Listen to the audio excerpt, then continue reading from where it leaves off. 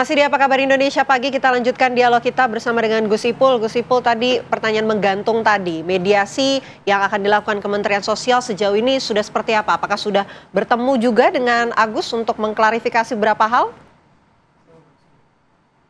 Ya, akan ketemu jam 10 ini, jam 10, jadi sekarang udah jam 8 lebih, jam 10 kita akan ketemu, kita akan bicara dari hati ke hati, yang kemudian ya mudah-mudahan nanti ada titik temu sehingga paling tidak ya duduk perkaranya itu lebih jelas gitu. Kita ingin ngambil pelajaran dari masalah ini untuk kemudian nanti kita perbaiki baik dari sisi ketentuannya mungkin kalau dianggap kurang, atau juga mungkin kita juga perlu mengajak masyarakat untuk lebih selektif dalam memberikan donasi. Berikanlah donasi itu kepada lembaga-lembaga yang kredibel, lembaga-lembaga yang memiliki izin, dan dengan begitu uang yang kita donasikan insya Allah dipergunakan sebagaimana mestinya. Baik Pak Menteri, saya mau bergeser ke Mbak Devi. Mbak Devi, ini mungkin kasus yang mencuat begitu ya, ya mungkin di balik layar masih cukup banyak kasus seperti ini begitu kan, yang penyalahgunaan donasi yang diberikan pada donatur dan lain sebagainya. Apa catatan paling penting, dampak sosial apa yang terjadi setelah banyaknya kasus seperti ini? Ya, pertama kita perlu ingat Indonesia 7 tahun berturut-turut menempati posisi peringkat pertama negara paling dermawan. Memang masyarakat negara paling dermawan. Negara paling dermawan, riset terhadap lebih dari 142 negara seluruh dunia. Jadi memang masyarakat kita hatinya sangat lembut dalam hal memberikan uang dan membantu orang asing. Itu skornya tinggi sekali untuk dua hal itu, makanya peringkat 1. Nah, lantas bagaimana kemudian mengelola hati-hati yang lembut ini, kan begitu? Kalau bicara penyalahgunaan dana donasi, Amerika negara maju sekalipun, itu pernah ada kejadian tahun 2015 misalnya 4 lembaga kanker itu tanda kutip dianggap menyalahgunakan dana, kalau dirupiahkan kira-kira 2 triliun lebih. Jadi potensi penyalahgunaan hati yang lembut ini, baik itu oleh orang yang mengelolanya maupun penerima, itu pasti sangat tinggi. Nah, inilah kenapa apa yang disampaikan oleh Pak Menteri menjadi penting. Pelajaran dari kasus ini, 1, masyarakat harus paham bahwa konsep memberi yang terbaik adalah memastikan orang yang kita berikan bantuan tadi memang bisa terlepas dari masalahnya. Kalau seperti ini kan tadi malah mendapat masalah baru, kan begitu. Jadi artinya tujuan itu tidak tercapai. Dan yang kedua, kita perlu serius juga sebagai pendonor untuk mengecek sebenarnya lembaga ini sudah punya izin atau tidak. Certified enggak? Betul, bukan apa-apa. Menurut hemat saya bukan hanya sekedar legalitasnya, tapi lembaga yang sudah mengurus hal-hal tersebut, saya yakin mereka juga sudah mempelajari mekanisme. Semisal, tadi ada uang X rupiah, yang ternyata lebih nih dari kebutuhan. Nah, kan bentuk bantuan itu tidak harus selalu uangnya. Tapi bisa jadi langsung bantuan yang dibutuhkan, bantuan kesehatan misalnya. Treatmentnya mungkin ya. Betul, kalau misalnya mohon maaf rumahnya hangus terbakar, kan bisa jadi kita nggak memberikan uangnya, tapi misalnya membangun misalnya. Jadi artinya kita harus perhitungkan potensi-potensi hati-hati yang dermawan ini tergores karena kecewa akibat niat baiknya tidak tersampaikan, itu sangat minim. Nah, lembaga-lembaga yang memang sudah disetujui oleh negara misalnya karena ada sertifikasi dan sebagainya, itu tentu semestinya sudah juga mempelajari mekanisme demikian. Apalagi sekarang di era keterbukaan, sebenarnya dengan sangat mudah kita menginformasikan pada publik dan berdialog. Kalau sekiranya dananya segini, kira-kira teman-teman setuju nggak kalau kemudian ini diberikan A, B, C, D, E yang tadi disampaikan, artinya pertanggungjawaban. Nah, bagi penerima tentu ini menjadi satu tantangan serius. Anda tidak amanah terhadap niat baik orang-orang yang ingin membantu Anda. Yang artinya justru akan menyulitkan Anda sendiri di masa datang. Karena kita tidak pernah tahu apakah kita akan terus membutuhkan bantuan atau berhenti. Nah, tapi saya tetap optimis ketika orang bertanya, Mbak, apakah kejadian ini akan membuat orang Indonesia jadi tidak malas lagi gitu ya untuk mendermawakan hartanya dan kebaikannya. Saya yakin tidak. Akan tetap tumbuh, tapi justru akan masuk ke level yang baru. Masyarakat level jadi apa itu? Level di mana masyarakat akan lebih hati-hati. Justru ini satu hal hati-hati terhadap hatinya. Artinya ya agar tidak tergores tadi gitu ya, kecewa maksudnya. Nah, artinya ini menjadi satu tanda kutip momen yang baik dan negara turun tangan ini sangat penting. Jadi ini menjadi cara untuk mengedukasi masyarakat. Jadi menurut saya ini terima kasih pada negara yang mau serius memfasilitasi kasus ini. Harapannya terjadi hal yang baik lah di ujungnya. Kita doakan saja. Oke, baik. Mungkin bisa langsung ditanggapi oleh Pak Menteri. Pak Menteri, ini kalau dikatakan oleh Mbak Devi, mudah-mudahan ini bisa menjadi edukasi ya dengan kejadian ini bagi masyarakat. Tapi apa yang kemudian disiapkan mungkin jadi evaluasi juga untuk Kementerian Sosial agar hal ini tidak terjadi lagi begitu, Pak Menteri? Ya, terima kasih Mbak Devi, bagus sekali penjelasannya.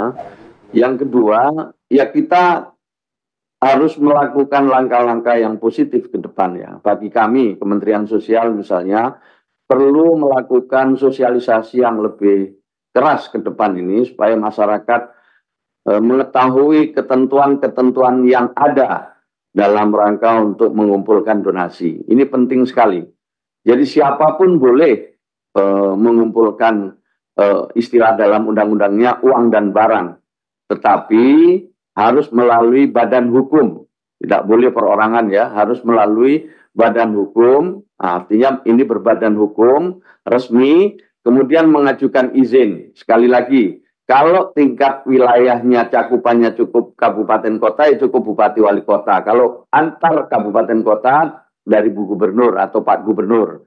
Kalau naik lagi ke antar provinsi, maka lewat Kementerian Sosial, tetapi tetap memerlukan rekomendasi dari Gubernur. Ini penting untuk disadari. Setelah itu dikumpulkan, dipertanggungjawabkan. Dipertanggungjawabkan, tidak hanya sekedar mengumpulkan, tapi harus mempertanggungjawabkan. Jelas aturannya, kalau di atas 500 juta harus menggunakan akuntan publik. Dan dengan begini, dengan laporan itu nanti harus dilaporkan ke Kementerian Sosial dan juga dilaporkan kepada para donatur atau kepada publik secara umum. Itu hal-hal yang perlu dimengerti. Kemudian peruntukannya juga jelas. Ketika mengajukan izin itu harus disertai dengan maksud dan tujuan mengumpulkan uang dan barang itu. Tujuannya untuk apa? Kemudian cara mengumpulkannya seperti apa? Kemudian pelaporannya itu dibagi atau sudah disalurkan berapa, dan ada batas waktu. Ada batas waktunya. Nanti sesuai izinnya bisa 1 bulan, bisa 2 bulan, dan seterusnya. Itu.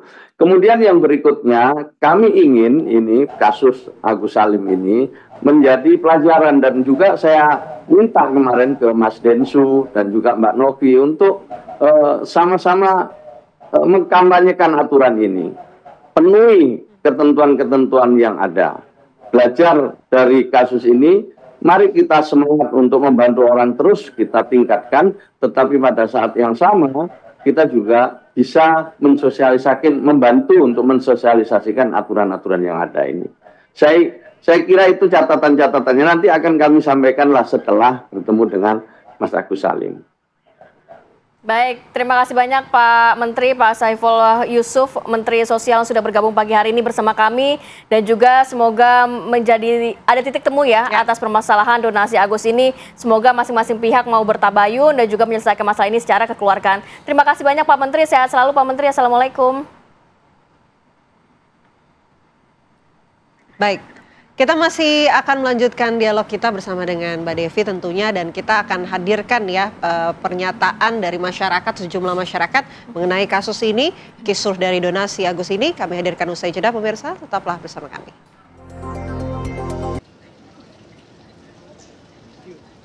Mirsa, Anda kembali menyaksikan Apa Kabar Indonesia Pagi dan kita akan langsung tanyakan kepada masyarakat mengenai polemik donasi untuk Agus. Saat ini saya sudah bersama sama kakak-kakak yang cantik-cantik. Halo Kak, namanya siapa Kak? Halo Kak, nama aku Fatimah. Oke, Kak Fatimah mungkin kemarin ikut nggak untuk donasi untuk Agus? Untuk donasi aku nggak ikut ya Kak. Tapi kalau melihat polemik yang terjadi saat ini nih, kakak melihatnya seperti apa Kak? Justru kasus-kasus yang Agus ini tuh booming banget ya Kak, dan jadi perbincangan masyarakat di Indonesia ini udah pasti Kak.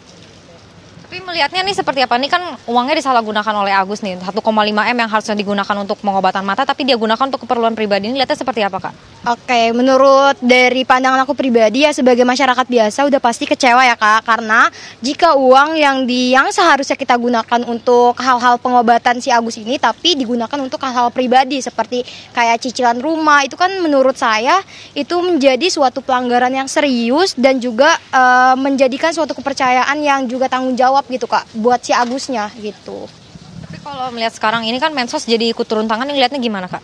Wah, kalau itu dari pribadi aku bagus banget ya Kak, karena Kemensos juga ikut turun tangan, yang pastinya juga Kemensos ini kan berharap untuk kedepannya permasalahan dari donasi Agus ini tuh dapat dijalankan dengan baik dan juga melalui adanya mediasi agar berjalan dengan lancar gitu Kak. Baik, terima kasih banyak Kak Fatimah. Dan kita akan tanyakan satu lagi masyarakat. Halo Kak, namanya siapa Kak? Halo, nama aku Sabil. Oke, Kak Sabil kemarin ikut donasi untuk Agus? Kalau aku sih nggak ikut ya. Tapi melihat kasus Agus sekarang ini seperti apa Kak? Misalnya nih, jika aku kayak sebagai donatur atau sebagai netizen pasti sangat kecewa ya. Karena kenapa uang yang memang dibutuhkan untuk perobatan mata Agus dipergunakan untuk hal-hal yang memang bukan menjadi kebutuhan utamanya Agus, dan itu menurut aku sangat disayangkan sebagai netizen yang mengamati kasus itu dari awal. Untuk kalau Mensos turun tangan sendiri melihatnya seperti apa Kak? Nah, menurut aku ini sebuah kesalahpahaman dari netizen, dan adanya nggak ada titik terang dari kasus Agus ini kayak membutuhkan banget pihak Kemensos yang memang sebagai pihak mediasi untuk kasus ini. Baik, terima kasih banyak atas waktunya Kak Sabil. Sebelumnya ada Kak Fatimah, terima kasih banyak sudah berbagi bersama Apa Kabar Indonesia Pagi. Dan itu dia tadi tanggapan dari masyarakat. Kembali ke studio. Baik, terima kasih Josephine Keija. Mbak Devi, silakan closing statement. Ya, bicara penyalahgunaan dana sumbangan itu banyak sekali, bahkan bukan hanya dalam konteks penggunaan untuk kepentingan pribadi. Ada banyak penelitian ilmiah yang menunjukkan bahkan digunakan untuk membiayai lembaga-lembaga yang berbahaya bahkan. Nah itu bukan gosip, bukan mitos, tapi itu bahkan sudah ada hasil riset akademiknya.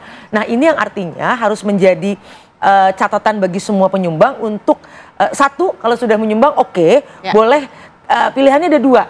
Dari awal kita hati-hati untuk memilih dan meneguhkan hati kita, atau yang kedua ya sudah tutup mata. Sudah Anda sumbang, selesai ya ikhlaskan, kan seperti itu. Baik, terima kasih banyak Mbak Devi atas waktunya. Semoga menjadi catatan juga untuk kita bersama, ini jadi pelajaran juga. Catatan, pelajaran. Mudah-mudahan trust isunya nggak goyang ya. Terima kasih Mbak Devi, sehat selalu. Assalamualaikum. Waalaikumsalam.